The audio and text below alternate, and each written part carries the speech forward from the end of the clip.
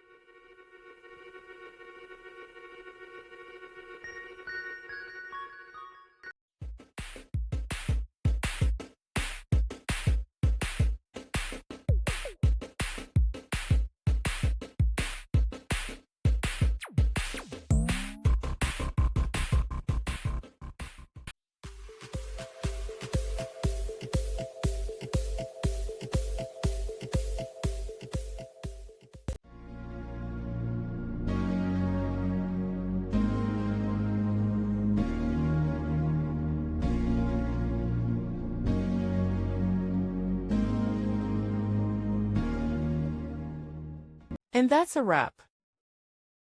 I hope you found the answer you were looking for. If you did, take a second to hit that subscribe button. It really helps out. And let me know in the comments which solution worked best for you. See you next time in the debug zone.